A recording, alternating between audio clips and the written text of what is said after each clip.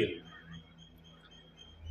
اس میں موٹے موٹے 3 مقصدوں کے تحت، یوں تو اور بہت سارے مقصد ہوتے ہیں، 3 مقاصد کے تحت یہ محفلیں قائم ہوتی ہیں، منعقد ہوتی ہیں.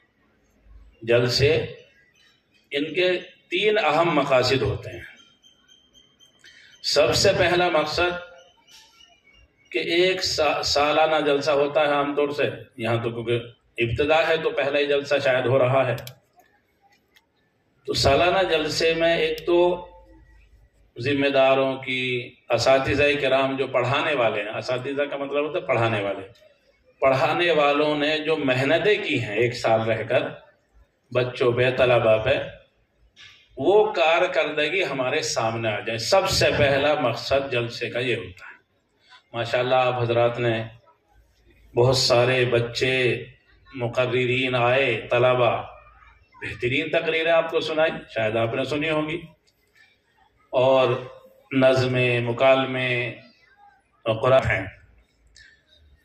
آپ نے نہیں سنا، حضور اکرم صلی اللہ علیہ وسلم نے ارشاد فرمایا کہ قبرستان میں بہت سے مردے ہوں، ان کو عذاب قبر ہو رہا کسی قبرستان میں، اور وہاں سے اللہ کا ایک نیک بندہ، حافظ، قاری، مولانا، مفتی صاحب، اولیاء اللہ میں سے کوئی ولی اس قبرستان سے گزر جائے تو کم از کم 40 دن تک تو قبرستان کے مردوں کا عذاب ہٹا دیا جاتا ہے.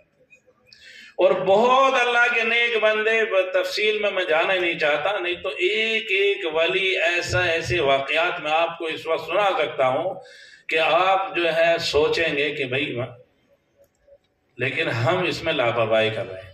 چلو ایک واقعہ میرے ذہن میں آیا، اگر آپ اجازت دیں تو میں سنا دوں. حضرت مولانا رشید احمد صاحب گنگوہی رحمۃ اللہ علیہ کا آپ حضرات نے نام سنا ہوگا، شاید بڑے اولیاء اللہ میں گزرے ہیں. حضرت مولانا رشید احمد صاحب گنگوہی رحمۃ اللہ علیہ کا جب انتقال ہو گیا، انتقال ہونے کے بعد مختصر بتا رہا ہوں، ان کے مریدوں میں سے ایک صاحب نسبت شخص نے خواب میں حضور اکرم صلی اللہ علیہ وسلم کی زیارت کی، آپ صلی اللہ علیہ وسلم کو دیکھا. حدیث میں آتا ہے کہ اللہ کے نبی علیہ السلام نے ارشاد فرمایا کہ خواب میں میری اگر کسی کو زیارت ہو تو وہ یہ سمجھ لے کہ میری ہی زیارت ہو رہی ہے. شیطان کو اللہ نے وہ طاقت نہیں دی، وہ قوت نہیں دی کہ میری شکل اختیار کر کے کسی کے خواب میں آ سکے. لہذا خواب دیکھنے والا شخص اللہ کے نبی علیہ السلام کی زیارت کر رہا ہے تو وہ نبی ہی کی زیارت کر رہا ہے، کسی دوسرے کی نہیں کر رہا. یہ تو کلیئر ہو گیا نا.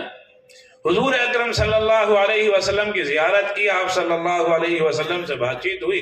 بات چیت ہونے کے بعد حضور نے کہا کوئی بات، کوئی مطالبہ، کوئی بات ہو تو بتاؤ. اس شخص نے کہا حضور میری ایک خواہش ہے، میری ایک تمنا ہے، میں اسی کے تعلق سے ایک درخواست آپ سے کرنا چاہتا ہوں، آپ کی خدمت میں ایک التجا پیش کرتا ہوں. حضور نے فرمایا بتاؤ. حضور اکرم صلی اللہ علیہ وسلم نے اس شخص سے خواب میں یہ کہا کہ اللہ کے نبی، میرے شیخ کا ابھی انتقال ہوا ہے، اور میں اللہ تبارک و تعالی نے ان کو کیا مقام عطا فرمایا، میں تو وہ سمجھنا چاہتا ہوں، دیکھنا چاہتا ہوں، اگر آپ ہو سکے تو مجھے وہ بتا دیں. حضور علیہ السلام نے ارشاد فرمایا کہ بھئی یہ چیز تو غیب سے تعلق رکھتی ہے، اور ہم غیب کا علم سوائے اللہ کے کسی کو نہیں ہے، لہذا یہ تو ہم نہیں بتا سکتے. یہ کیونکہ صاحب نسبت آدمی تھا، بزرگوں کے پاس رہ کر کے آدمی بڑا سمجھدار ہو جاتا ہے. ہم بزرگوں کے پاس جاتے ہی نہیں، اس کو وقت کی ضیاع سمجھتے ہیں، یعنی ہم وقت ضائع کریں گے، جائیں گے آئیں گے، کچھ ملنا تو ہے نہیں. بہت کچھ ملتا ہے میرے بزرگوں، یہ ہماری نظر ہے کہ ہمیں دیکھ رہا ہے کہ کچھ نہیں ملتا، لیکن بہت کچھ ملتا ہے. میں آپ کو بتاؤں کہ آج ارتداد کا دور ہے، فتنوں کا دور ہے. آج فتنوں کا دور ہے. کیسے کیسے فتنے دنیا میں ہو رہے ہیں وہ میں اور آپ سمجھ نہیں سکتے، علماء سمجھتے ہیں. یہ علماء کی جماعت تشریف فرما ہے. یہ فتنوں کا زمانہ ہے. اس فتنے کے زمانے میں ایک بات آپ سے اللہ کو حاضر و ناظر سامنے رکھ کر کہہ رہا ہوں کہ جس کا تعلق کسی اللہ والے سے ہے، کوئی فتنہ اس کے قریب کو بھی نہیں گزارنے کا انشاءاللہ. یہ ہمیں بالکل نقد اور فوری انعام ہے بزرگوں کے تعلق کا. سب کے پاس جاتے ہیں فرق باطلہ والے، انہیں پتہ چل جائے کہ اس کا تعلق کسی اللہ والے سے ہے، صاحب نسبت بزرگ سے ہے، وہ فرق باطلہ والا وہ فتنہ آپ کے قریب کو نہیں گزرنے کا انشاءاللہ، نقد فائدہ ملتا ہے۔ خیر بات لمبی ہو رہی ہے، میں عرض کر رہا تھا کہ بڑا سمجھداری آ جاتی ہے بزرگوں کے یہاں رہنے سے، جانے آنے سے۔ اب یہ کیونکہ بزرگوں کے پاس رہا ہوا تھا، اس نے کہا اللہ کے نبی خیر آپ کو علم نہیں لیکن آپ دعا تو فرما دیں، آپ دعا فرما دیں گے، آپ کی دعا قبول ہو جائے گی، میرا کام بن جائے گا۔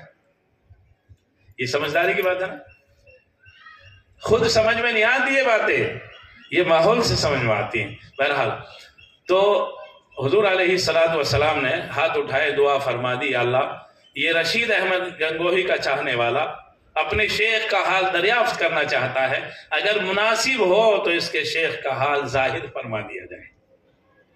حضور نے دعا فرمائی، غیبی نیدہ آئی کہ یہ دعا آپ کی قبول ہو گئی اور اس کی خواہش ہم پوری کریں گے، اس سے کہو کہ اپنی پشت کی طرف دیکھے۔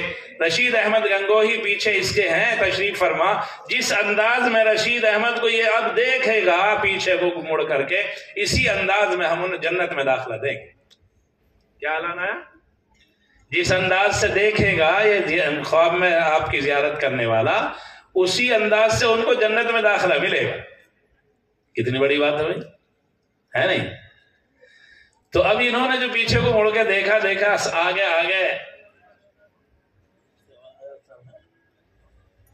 آگے آگے کون ہے؟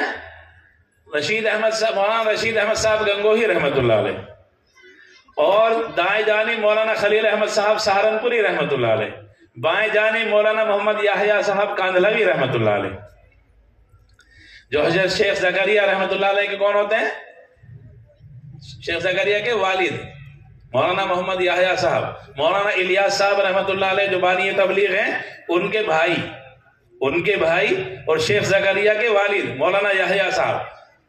تفصیل میں نہ جاتے ہوئے، اور پیچھے اتنا بڑا مجمع ہے کہ جہاں تک نظر پہنچ رہی ہے مجمع نظر آ رہا ہے۔ اللہ نے اعلان کرایا رشید احمد اسی حالت سے جنت میں داخل ہوں گے، اتنے مجمع کے ساتھ۔ اللہ اس مجمع میں ہمیں بھی شامل فرما لے، کہو آمین۔ ان جنت میں جانے والوں میں اللہ ہمیں بھی شامل فرما لے۔ تو یہ اللہ کے نیک بندے، خیر بات لمبی ہو گئی، یہ واقعہ میرے ذہن میں آ گیا، شاید آپ کے کچھ سمجھ میں آئی ہوگی بات۔ بزرگوں سے تعلق کا بڑا فائدہ ہوتا ہے، ان اللہ والوں، ان بوریا نشینوں سے تعلق کا بڑا فائدہ ہوتا ہے۔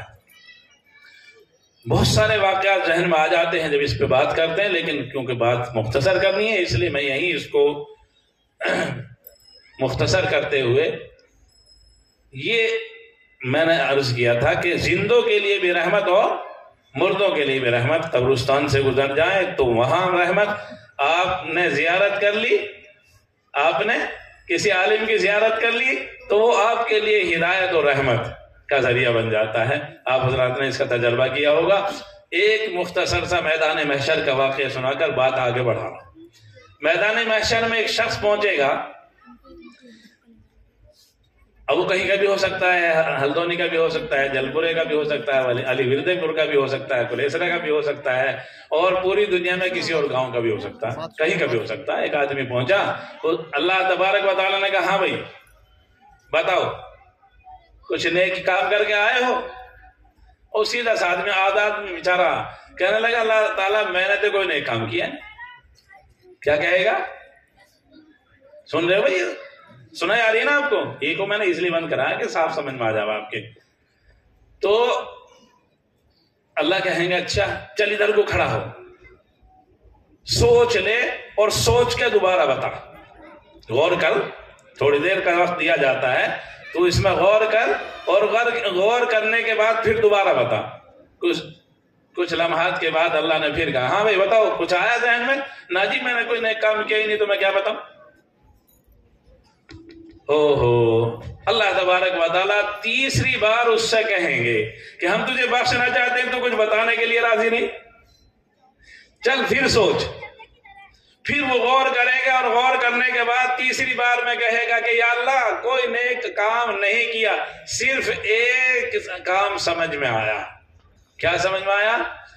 ایک بات ذہن میں آئی ہے کہ جل پورے کے جلسے میں گیا تھا، جلسہ سننے کا ارادہ تھا نہیں تھا یہ ذہن میں نہیں، یہ بھی پتا نہیں، لیکن پتا چلا ایک مکان میں دیکھا کہ بہت سارے مولوی کھانا کھا رہے تھے۔ کیا کر رہے تھے بھائی؟ کھانا اس کا نہیں تھا، نہ اس کے گھر پہ تھے، کسی دوسرے کے یہاں کچھ مولوی کھانا کھا رہے تھے۔ میں نے سوچا کہ یہ یار اللہ والے آدمی ہیں، شاید کچھ کام ہی آ جائے گا، ان کے ساتھ بیٹھ جاؤں، کھانا ملے نہ ملے کم سے کم بیٹھ کے انہیں دیکھ ہی لوں۔ تو وہاں بیٹھ کر کے ان کے ساتھ کھانا کھا لیا تھا، بس یہ تو سمجھ میں بات آئی اور کچھ سمجھ میں نہیں آتا۔ اللہ تبارک و تعالیٰ فرمائیں گے جب تجھے ان کے ساتھ کھانا کھانے کی برکت سے تجھے بخش دیا، جنت میں چلا جائے۔ ہے زندوں کے لیے رحمت نہیں؟ اللہ تعالیٰ ہمیں اس کا یقین نصیب فرما دے، ہاں اس کا اعتماد نصیب فرما دے۔ تو دوسری چیز کیا ہے بھائی؟ دوسرا مقصد کیا ہے کہ دور دراز سے علماء کرام کو بلا کر کے یہ محسن ہیں ماشاءاللہ، یہ مفتی صدام صاحب اور جو ذمہ داران حضرات ہیں، جن حضرات نے بھی اس پروگرام کو سجانے میں محنت کی ہے، تعاون کیا ہے، یہ حضرات محسن ہیں، ان کا احسان ہے ہمارے اوپر کہ مہمانوں کو بلا کر، اولیاء اللہ کو بلا کر ہمیں زیارت کا شرف ملا، زیارت کی سعادت نصیب ہوئی۔ ان حضرات کو اللہ اس کا بہترین بدل عطا فرمائے، کہو آمین، زور سے کہو آمین۔ تو دوستو